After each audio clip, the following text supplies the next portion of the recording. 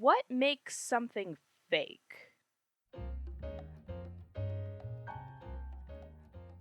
I finished Revolutionary Girl Utena shortly before revisiting Welcome Home after its July 2023 website update. The first message I ever sent after finishing Revolutionary Girl Utena went a little exactly like, I just finished Revolutionary Girl Utena and I don't think I will ever be okay again. I can only hope Welcome Home ruins my life similarly. I'm gonna go out on a limb and say the audiences for Welcome Home and Revolutionary Girl Utena do not have near significant enough overlap for me to talk like I don't have to give any exposition. So, to lay down the groundwork for my thumbnail's claims, Revolutionary Girl Utena is a 39-episode anime which I will be spoiling exponentially more as this video goes on. It's commonly included in the fundamental magical girl canon alongside Sailor Moon and Madoka Magica, and is very surreal and arty. The secondary protagonist is Anthy. She holds the title of Rose Bride, the complete nature of which goes unexplained until episode 39 of 39. It's always about how the one who possesses the Rose Bride will gain the power to create revolution. However, Anthy is for sure magic on her own, because how else would she summon swords from her and other people's bodies? The show asks for a whole lot of your trust up front as far as long-term plot developments are concerned, and the way the show frames Anthy undergoes a slow metamorphosis. She goes from being portrayed as a perfect, dainty, demure damsel Utena must protect and care for, to being shot and framed in a more strange and unsettling manner. There is something wrong around Anthy.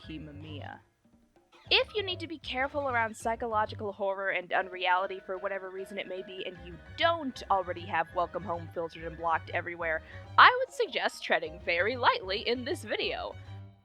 Welcome Home is a psychological horror described by its creator as an unart project hosted on a fabulous secrets-filled website. The currently ongoing mystery centers around a fictional children's show, Welcome Home, that has become lost media. Wally Darling is the host of this show, a puppet, and the second most central character in the story this project is telling.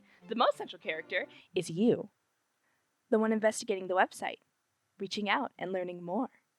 Which is so cool! Wally appears to be the only character able to directly break the fourth wall with ease. There is one message from home, Wally's sentient house, that goes through, but that's very clearly sent with great difficulty if the jittery, glitching record is anything to go by. Wally has a gentle demeanor and a positive attitude in his not-secret website art, but in all his secret audio messages to the viewer, his breathing is belabored and tense, and his intonations are not exactly calming. Not to mention, some of his written statements can be easily read as ominous. There is something wrong around Wally Darling. Aside from this general wrongness and centrality to the plot, I imagine you're wondering what some puppet man from the hottest recent What If Childlike Whimsy But Horror thing and some 90s anime girl have in common.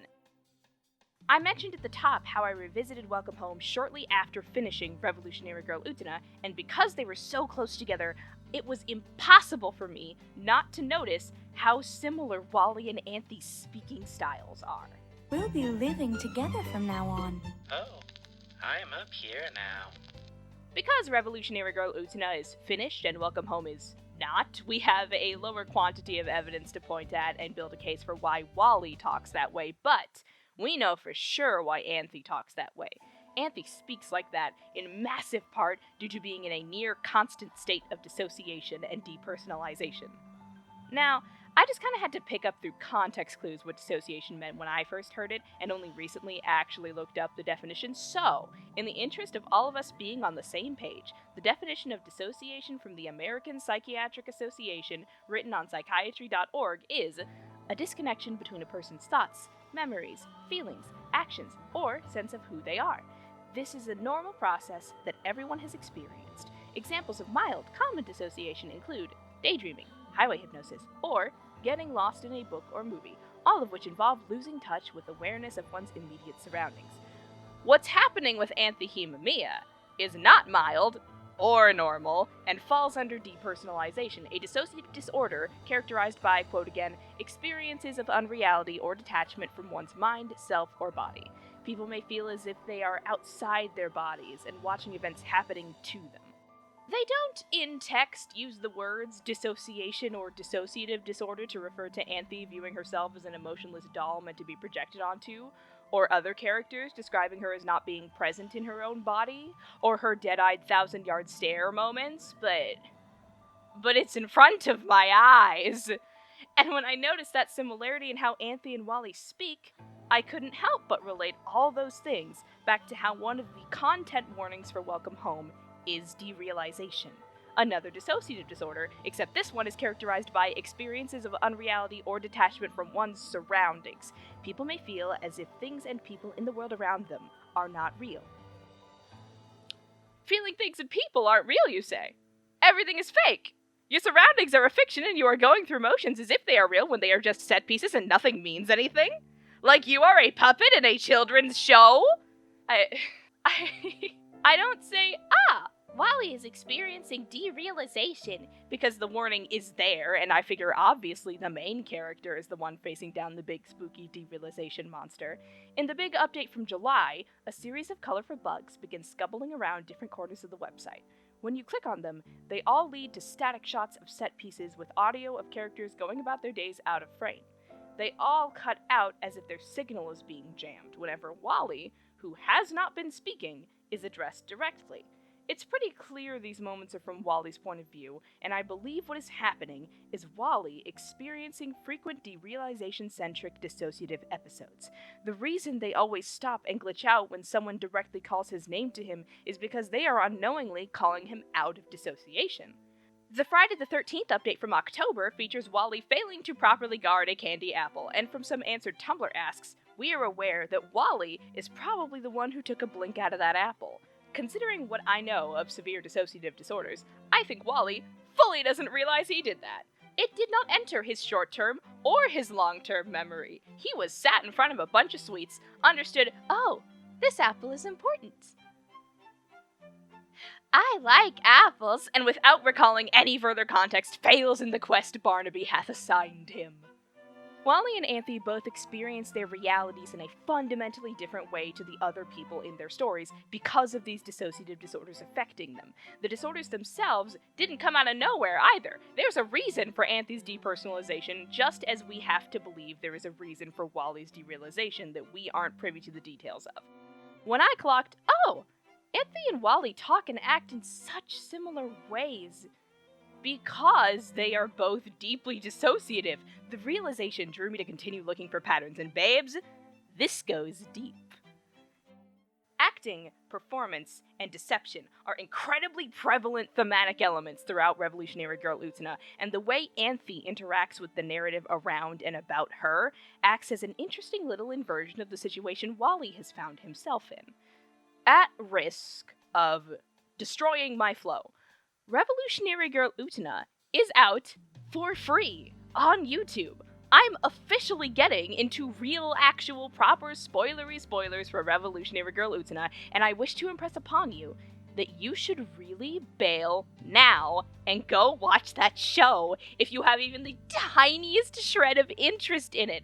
As I said, Utena asks for a lot of your trust up front, and knowing big spoilers beforehand means you're never rewarded for investing that trust because you already know what's happening. If you think, well, if it's as good as you appear to think it is, knowing spoilers shouldn't ruin it, I would like to ask you, do you think you're going to get anything resembling the intended artistic experience if you know the most important reveal in the entire series, which happens in episode 34 of 39? Because I have to bring that reveal up, and you don't know when. So, if you like surreal storytelling, if you like gals being pals, if you were disappointed by Chloe Bourgeois and Miraculous Ladybug, if you want to see a story about adolescence and what is ephemeral and what is eternal, if you like camp and pure storytelling confidence, if you are a human that breathes air and lives in a society, please look up a list of content warnings and watch Revolutionary Girl Utena. It is a masterpiece. So anyway, I mentioned the show gradually changes how it frames Anthy Himamiya. When we first meet Anthy, she is this demure, mysterious waif in round goggly glasses, watering flowers, and getting smacked around by the duelist who currently engaged her for, text notes. not being deferential enough for him. Utena, our favorite GNC princely protagonist, is framed as saving Anthy from further abuse when she wins Anthy's hand in a ceremonial duel, and the episode-to-episode plots revolve around other people coveting either Anthy herself, Anthy's status and power, or Anthy's relationship with Utena. The show has a very heavy focus on gender roles, and specifically the world's expectations of women and girls, so, of course, the audience who's thinking about theming at the top of the show is going, "Oh, I see. Anthy is an example of the most traditional form of femininity, while Utena is an example of what a girl can and should be allowed to be like. They are parallels to one another, and the point of them is to say that there is no wrong way to be a girl, and society's expectations are unreasonable and bad, even when you conform to them perfectly." We, the audience, have been deceived. Partially. This deception is seen best through the lens of my favorite character, Nanami Kiryu. Nanami is introduced plotting to ruin Anthy Himamiya for the crime of, checks notes, getting positive attention from Nanami's big brother. We discover over time she is specifically against Anthy getting positive attention from the world and her brother because she believes that Anthy is fake. Anthy Himamiya is only putting on an act to make other people like her, and Nanami makes it her mission in life to prove that Anthy Himamiya is a witch and a freak and secretly evil. Now, listen. Nanami is the brand of cruel and vindictive that only 13-year-old girls can be, and she is definitely only so determined about this because she's envious of the positive attention Anthy garners. However, it is important to note that Nanami is right! Anthy is putting on an act! This demure, deferential, alluringly mysterious, and non-threatening image Anthy oozes is not the actual person Anthy Himamiya is. For one thing, Anthy's not a human person. Anthy and her older brother, who we do not fully know exists until about halfway through the series, are these magical, spirit-like beings who have existed minimum enough centuries for a popular story about the two of them to become mangled beyond recognition from the actual events it is based on. From the way the story gets told at the top of the episode, some envious witch chose to trap the noble prince who comes to save young princesses from misfortune and despair, and after all, is not every young girl a princess? The witch seals him in a castle in the sky, where none can reach him, and he lies there in eternal slumber to this day. The way the story plays out in flashback, you know that is not what happened. When they were both young, Anthy lied to a mob of men outside their home that she hid her brother someplace they would never find him, in order to protect him from their increasing demands that he save their daughters from every misfortune and sadness, which was killing him. Anthy is punished by the mob for this slight by being stabbed with a truly staggering amount of swords, leaving her in constant pain. And she has been this way for hundreds of years. The swords she summons from her body for others to wield aren't some magical, mystical weapons which she calls from the ether. They are very real things that are forever lodged in her very real body. You understand now, I'm sure, why she's dissociating so much of the time. She chooses deception and her continued devotion to her brother, even as he becomes horrible and unrecognizable, to replace herself and her everything, because the real her is made of powerful witch magic. The real her is the center of all the nonsense that goes on at this school. The real her is messy and traumatized and venomous and not quite a human person. There is no real person she can be that will relieve her of her pain and from the hatred of others, and she's already hurting as her real self. She doesn't want to give the world more opportunities to do it again. Even when Anthy is a perfect princess who does not one little thing wrong, Nanami's self-centered blind cruelty is proof that there is no escape for Anthy. Therefore, if Anthy is not real, then any pain she feels or abuse she endures doesn't have to be real either. She is a hollow doll whose body means nothing, and she is safely caged inside of this fake version of herself. Anthy's constant act that she keeps up contrasts Wally's admittedly unclear situation. Based on the information currently available to us, it's perfectly reasonable to believe that Wally has not once lied to our faces or deliberately kept information he finds important away from us. As far as we can prove, Wally is an open, straightforward little dude with nary a malicious bone in his soft little puppet body. I mean, I doubt he has any other bones in there, but you never know for sure. However, the same way that Anthy deliberately cloaks so much of what's really going on with her and her magic through acting a role, Wally appears to be doing his best to keep up an act of keep calm and carry on in the face of the strange, scary, confusing reality he experiences. Less a lie about himself and his motives, and more a tenuous facade to keep himself and you from completely panicking. That statement is admittedly predicated upon the assumption that Wally is similarly in the dark about what is going on around him as you, the viewer, are, which some people somehow find hard to wrap their heads around. In Wally's voice messages directly to the viewer, he regularly sounds either drained or like he has something tense ebbing and flowing through his throat. Wally is clearly in pain and or distress, and it's very likely that it's been happening a long time. This show went off the air in the 60s. Or maybe it was the 70s, I've forgotten at this point. Wally doesn't feel the need to tell you much about this distress, though. The reason Anthy never mentions her immense pain or shows her true self is twofold. If she tells no one, she better keeps up this pretense that she is but a soft, reserved girl without much going on. If nobody else knows, they cannot target this sensitive spot of hers. And if nobody else knows, she doesn't have to acknowledge it, thereby making it feel less real. So, is Wally not explaining the obvious wrongness surrounding everything because he's trying to hide the pain and pretend it's not happening? Or because he is the anglerfish glowy bulb trying to lure you deeper into whatever is going on here?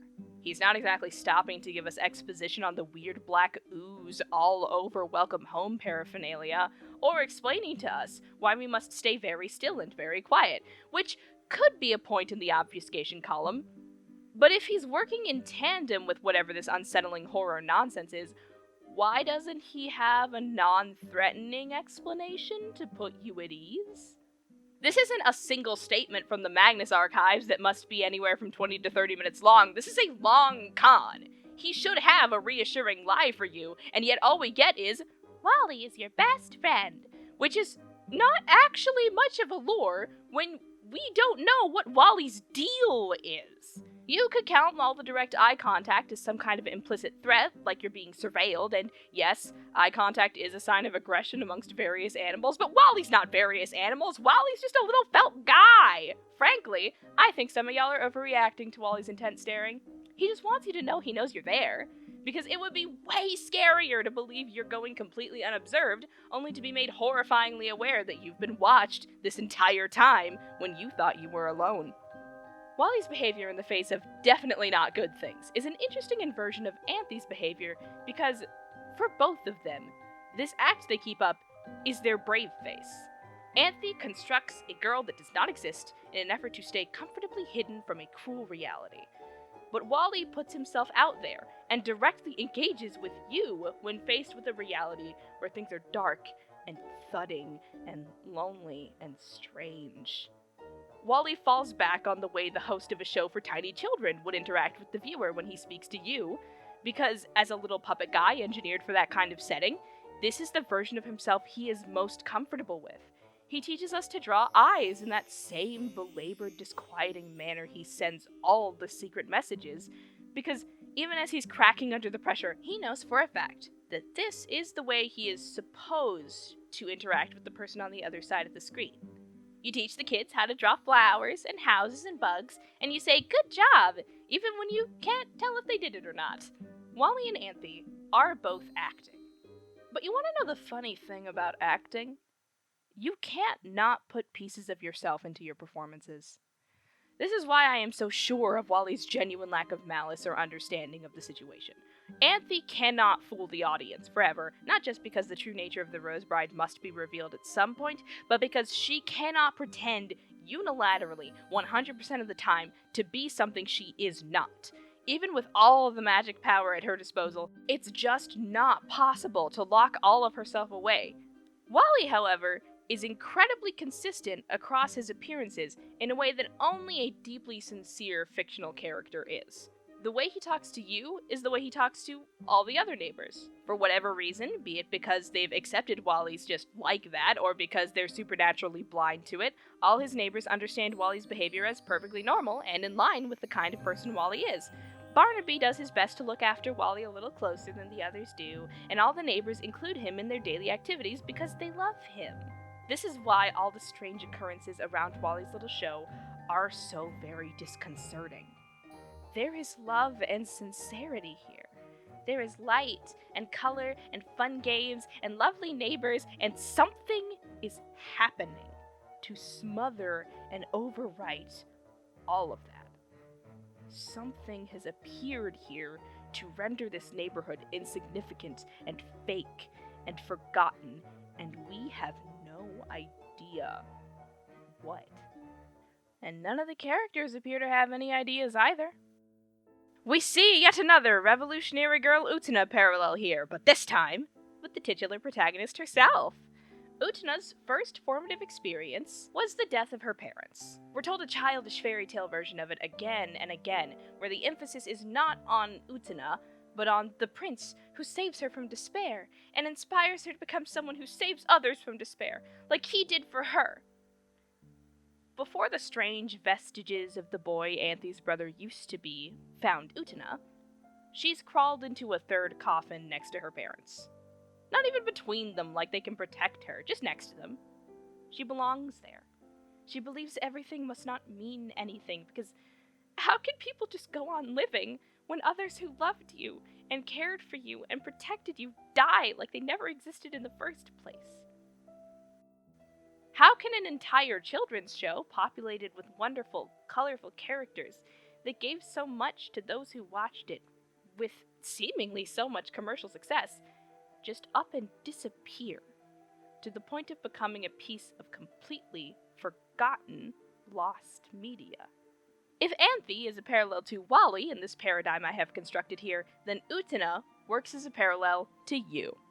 Utena says she wants to be buried with her parents, and it's Anthy who gives her purpose and a will to live again. When what used to be Anthy's brother attempts to coax her from her coffin in order to breathe new life into their next revolution, it's seeing Anthy in pain and needing someone to help her and to love her that makes this tiny child say, "Then I'll live for her, and I'll save her, and I'll love her." In a very similar way, you stumbled into something very strange and dangerous. And whether or not he's here to lure you, Wally is at the center of this neighborhood, which draws you deeper. You can't ignore the staring and the messages, and if you're participating in the art on its own terms, you move forward thinking, I can't drop this. No matter how scary it gets, I'm told Wally is my best friend, and I want to know why he is speaking to me.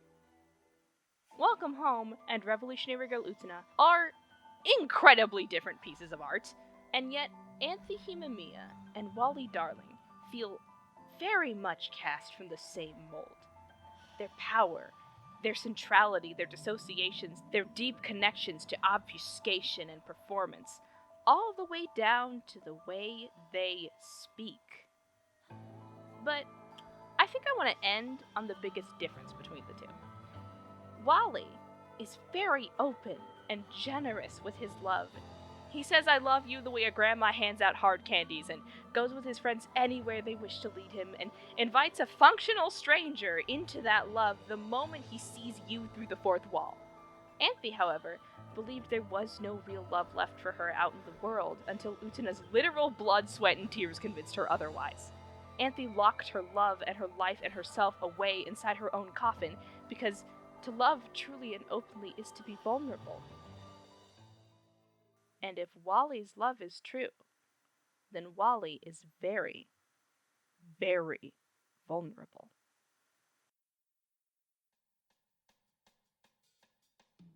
Funding for this video was provided in part by Spite, for people who are wrong about Wally Darling and Anthy, Random NPC Tartaglia Simp Extraordinaire, Raptor is 77, and viewers like you. Thank you so much for getting to the end of this. I have no doubt a good chunk of you did not heed my Utena spoiler warnings, which is fine, as long as you watch that show as recompense. I will be banging these pots and pans together for literally the rest of my life. You should definitely look up some content warnings though, and if you do end up watching it because of this video, you better come back and have a breakdown about it in my comment section. Or you can throw money at me. That won't make me stop, but for less than the cost of a pack of gum, you can have the multiple paragraphs I had to cut from this video for flow, along with some pretty Sailor Moon backgrounds and some covers with English trans lyrics I wrote myself. Speaking of song covers...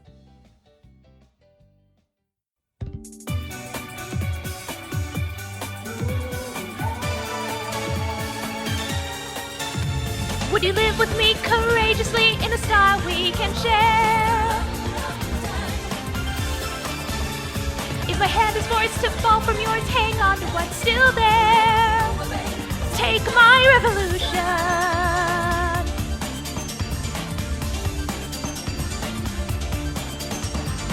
In that sunlit garden, grasping for each other, drawing in closer with a pledge of consolation. We will never fall for anyone ever again.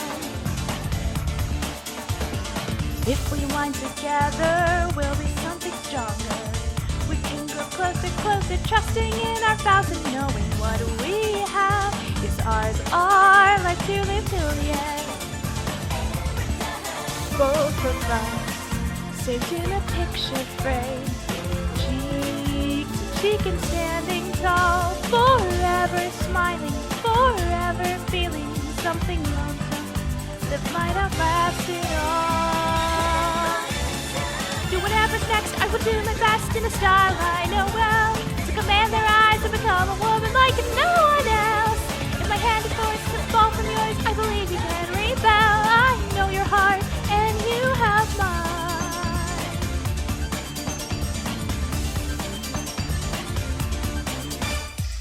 Love you can't just buy love, hearts and souls are priceless. But is it true that I could sell my soul to buy things? Is the TV right? Shouldn't I even be listening?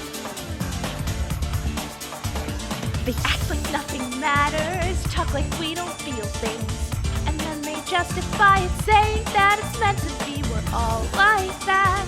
Kids don't know there's nothing to be done.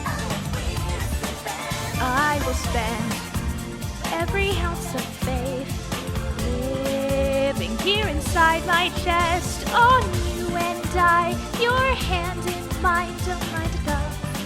I think we know what's best. Fighting for our dreams, fighting through our tears, maybe fighting ourselves underneath the weight of the world as it comes crashing down.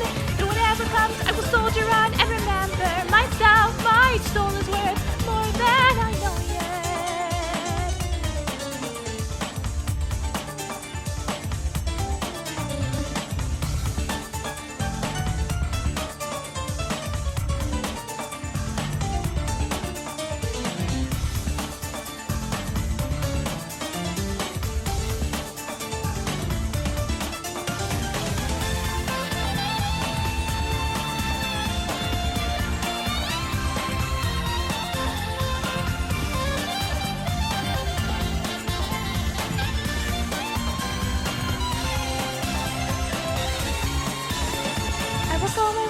Single day and refuse to turn back.